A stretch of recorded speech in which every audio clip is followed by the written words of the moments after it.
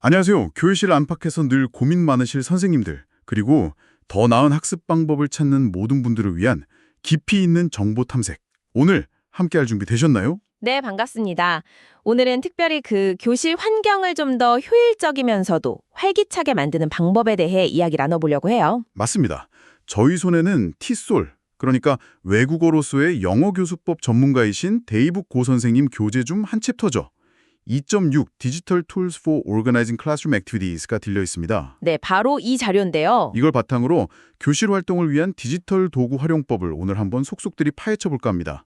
네, 좋습니다. 이게 단순히 뭐 어떤 앱이 있다, 이런 걸 나열하는 걸 넘어서서요. 왜 디지털 도구가 필요한 건지, 또 이걸 어떻게 써야 정말 약이 될 수 있는지 그 핵심을 짚어보는 시간이 될 겁니다. 아, 핵심이요? 네. 특히 교실 현장에서 바로 적용해 볼 만한 그런 실질적인 지혜들, 이걸 좀 얻어가실 수 있도록 노력해 보겠습니다. 좋습니다. 기술 자체에 막 압도당하지 않고 우리 교육 목표 달성을 위한 든든한 지원군으로 디지털 도구를 잘 활용하는 법. 지금부터 그 탐색을 시작해보죠. 가장 먼저 던져봐야 할 질문은 역시 왜인 것 같아요. 사실 선생님들 늘 바쁘시잖아요. 그렇죠. 새로운 기술 배우는 것도 일인데 왜 굳이 시간과 노력을 들여서 디지털 도구를 교실에 도입해야 할까요? 그냥 뭐 하던 대로 하면 안 되나? 이런 생각이 들 수도 있을 것 같거든요. 아, 정말 현실적인 질문이십니다. 이게 뭐 남들 다 쓰니까? 아니면 뭔가 있어 보이니까? 이런 이유라면 좀 곤란하겠죠. 네네. 중요한 건 교육적인 효과입니다. 자료에서도 지적하듯이 좋은 교실 관리는 체계적인 계획과 또 명확한 절차, 그리고 학생들의 흥미 유발, 이게 핵심이거든요. 아, 흥미 유발. 네.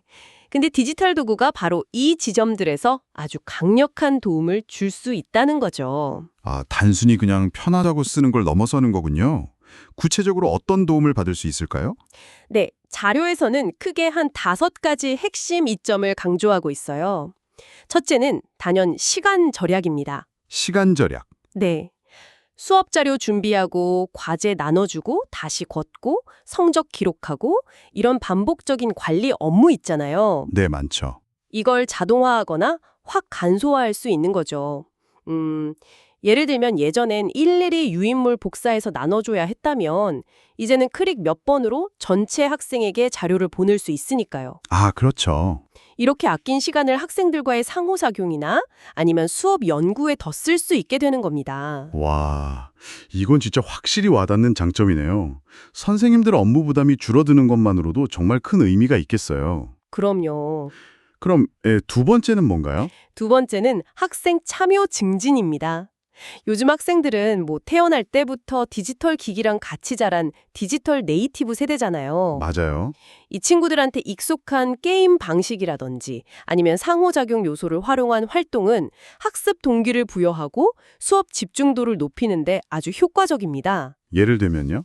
뭐 퀴즈 게임으로 단어를 외운다거나 아니면 온라인 토론 게시판에서 의견을 나눈다거나 이런 식으로요. 아, 그렇군요.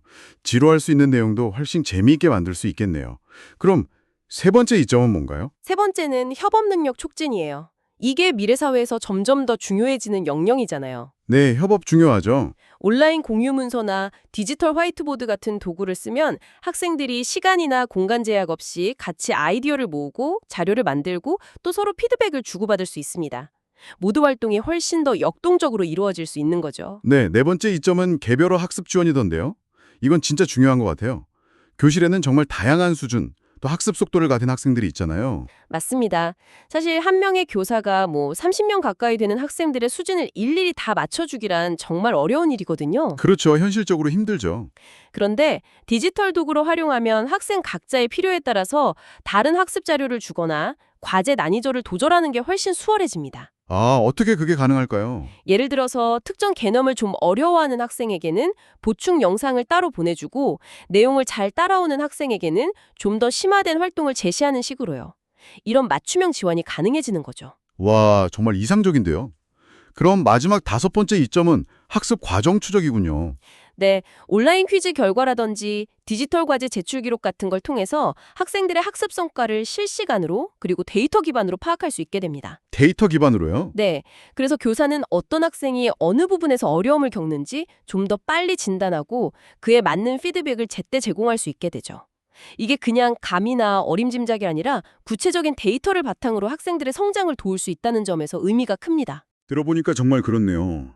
단순히 교사가 편해지는 걸 넘어서서 학생들의 참여를 높이고 협업을 촉진하고 또 개개인에게 맞는 학습을 지원하고 그 과정을 효과적으로 관리할 수 있게 돕는다니 와, 디지털 도구 도입의 필요성이 정말 분명해지는 것 같습니다. 네, 그렇죠. 그럼 이제 구체적으로 어떤 도구들을 활용해 볼 수 있을지 살펴보는 게 좋겠어요. 자료에서도 몇 가지 유형으로 나눠서 소개하고 있죠. 네, 맞습니다. 워낙 다양한 도구들이 있어서요. 자료에서는 기능에 따라 크게 4가지 범주로 나누어 설명합니다. 물론 여기서 소개하는 건 예시일 뿐이고요. 비슷한 기능을 가진 다른 좋은 도구들도 많다는 점은 좀 염두에 두시면 좋겠습니다. 알겠습니다. 첫 번째 범주는 일정 관리 및 수업 계획 도구입니다. 아, 체계적인 수업 운영의 기본이 되는 부분이겠네요. 어떤 예시들이 있을까요? 가장 대표적인 게 구글 캘린더 같은 디지털 캘린더죠. 수업 시간표, 과제 마감일, 시험 일정, 학교 행사 이런 걸 한 곳에 정리하고 학생이나 동료 교사랑 공유할 수 있고요. 네. 또 트렐로나 아사나 같은 프로젝트 관리 도구 들어보셨죠? 네, 들어갔어요. 이런 걸 활용하면 수업 계획의 각 단계를 카드 형태로 시각화하고 진행 상황을 추적하는 데 유용합니다.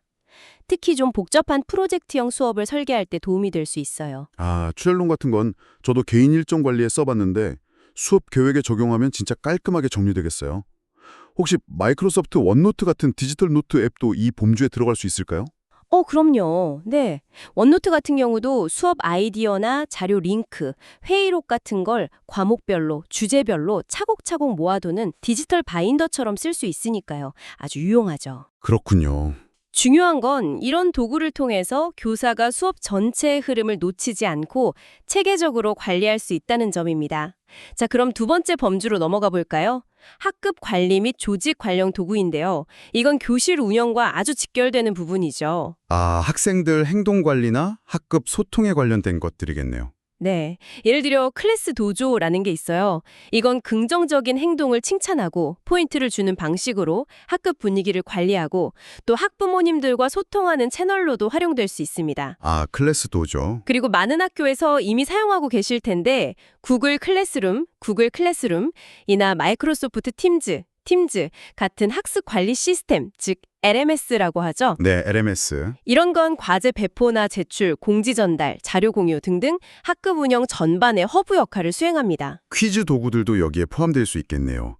카훗이나 퀴즐렛, 퀴즈엔 같은 플랫폼들은 게임처럼 재미있게 학습 내용을 확인하고 학생들 이해도를 바로바로 파악하는데 아주 유용하죠. 맞아요. 분위기 전환용으로도 좋고요. 네. 자, 세 번째 범주는 협업 및 학생 참여를 돕는 도구들입니다. 아까 협업 능력 촉진의 중요성을 말씀드렸잖아요. 네, 그렇죠. 패들렛 같은 온라인 게시판이 있어요. 여기서는 학생들이 익명이나 실명으로 자유롭게 아이디어를 공유하고 서로 의견에 댓글을 다는 방식으로 브레인스토밍이나 토론 활동에 활용하기 좋습니다. 아, 패들렛 저도 써봤는데 편하더라고요. 네, 그렇죠.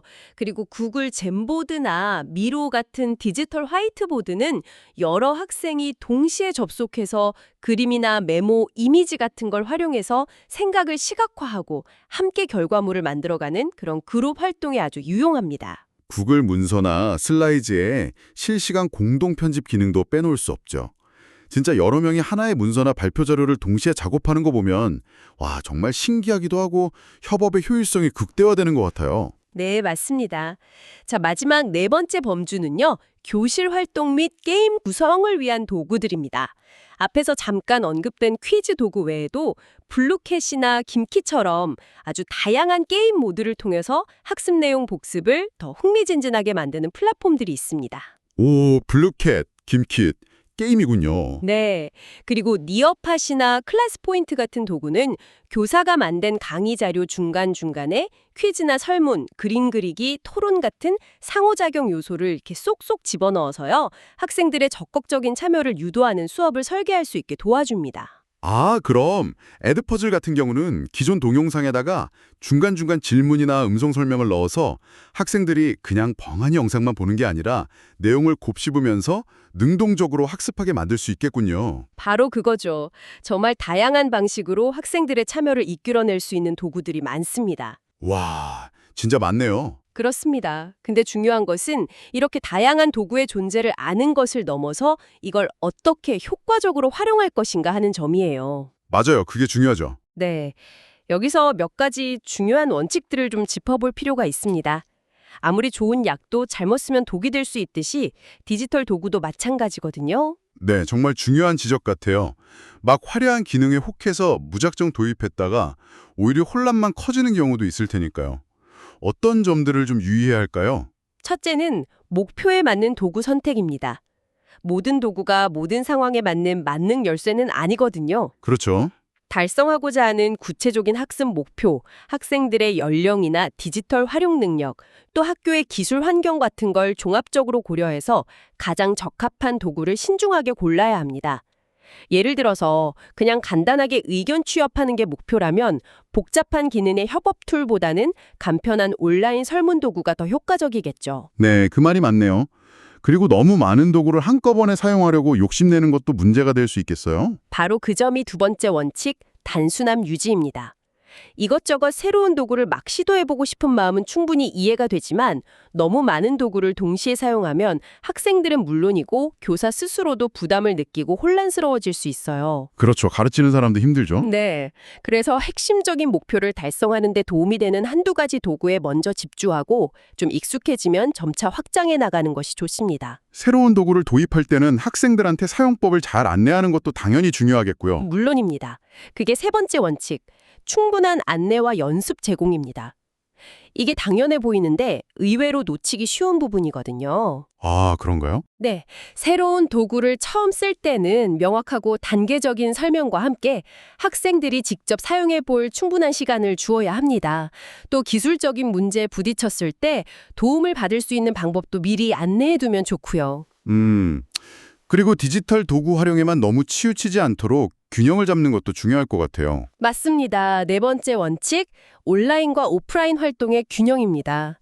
디지털 도구는 정말 강력한 보조수단이지만 학습의 전부는 아니잖아요. 네. 얼굴을 마주하고 나누는 토론, 손으로 직접 해보는 실험이나 만들기 활동, 친구들과 몸으로 부딪히면서 배우는 경험, 이런 오프라인 활동의 가치도 여전히 중요합니다. 그래서 디지털 도구 활용과 이런 전통적인 활동들이 좀 조화를 이루도록 수업을 설계해야 합니다. 마지막으로 또 고려할 점이 있을까요? 마지막 다섯 번째 원칙은 활용 과정 모니터링과 성찰입니다.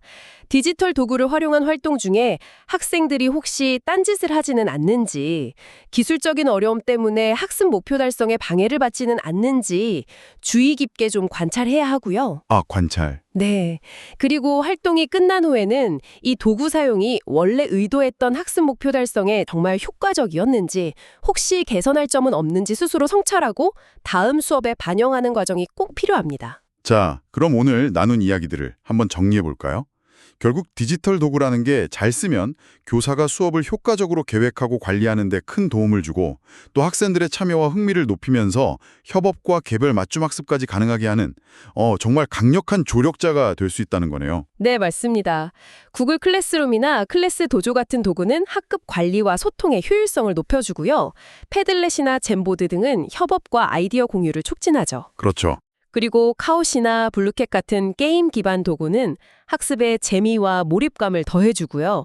특히 이게 티솔 전문가의 자료인 만큼 이런 도구들을 영어 학습이라는 특정 맥락, 예를 들면 어휘학습 게임이나 말하기 쓰기 연습, 원어민 자료 활용 같은 데에 맞게 잘 적용하면 언어 능력 향상에 더욱 효과적일 수 있다는 점도 기억하시면 좋겠습니다. 네. 자료 말미에는 교실에서 바로 써먹을 수 있는 유용한 영어 표현들도 몇 가지 소개되어 있더라고요. Open the classroom app on your tablet. 태블릿에서 교실 앱을 여세요. 라든지 Let's brainstorm using a digital whiteboard. 디지털 화이트보드를 사용해서 브레인스토밍 해봅시다. 같은 것들이요. 그렇습니다. 이런 표현들은 디지털 도구 활용 지시를 자연스럽게 수업 언어의 일부로 만드는 좋은 예시가 될 수 있어요. 예를 들어 Give a digital thumbs up if you're ready. 준비됐으면 디지털 엄지척을 해주세요. 처럼 좀 딱딱하지 않게 친근하게 상호작용하는 방식으로 활용하면 더 좋겠죠. 아, 재밌네요. 네, 기술을 위한 기술이 아니라 학습 경험을 풍부하게 만드는 자연스러운 도구로서 받아들이는 자세. 이게 중요합니다. 네. 오늘 저희는 데이브코 선생님의 자료를 통해서 교실 활동 조직을 위한 디지털 도구의 이점과 종류, 그리고 효과적인 활용 전략까지 아주 깊이 있게 살펴보았습니다. 이 정보들이 여러분의 교실을 더욱 생동감 넘치고 효율적인 공간으로 만드는데 작은 영감이 되었기를 바랍니다. 네, 마무리하면서 오늘 나눈 이야기들을 바탕으로 한번 스스로에게 질문을 던져보시면 어떨까 합니다. 구체적인 앱 이름들은 잠시 잊으시고요. 네. 지금 내가 교실에서 늘 하던 방식으로 하고 있는 일들 있잖아요. 예를 들어 학습지 나눠주고 걷기, 발표 순서 정하기, 학생들 질문 받기, 조별 활동 결과 정리하기 같은 것들. 이런 것들 중에서 혹시 디지털 방식을 활용하면 좀 더 간편해지거나 혹은 더 나은 교육적 효과를 얻을 수 있는 부분은 없을까 하고 말이죠. 어떤 도구를 쓸까 이걸 고민하기 전에 왜 어떤 활동에 디지털 방식을 써볼까 이걸 먼저 고민해보는 것, 그것이 효과적인 디지털 도구 활용의 진짜 첫걸음이 아닐까 싶습니다. 와, 정말 좋은 질문이네요. 목적을 잊지 않는 기술 활용, 그것이 핵심이겠죠. 오늘 저희와 함께 이 깊이 있는 탐색에 동참해 주셔서 정말 감사합니다. 다음에도 유익하고 흥미로운 정보로 다시 찾아뵙겠습니다.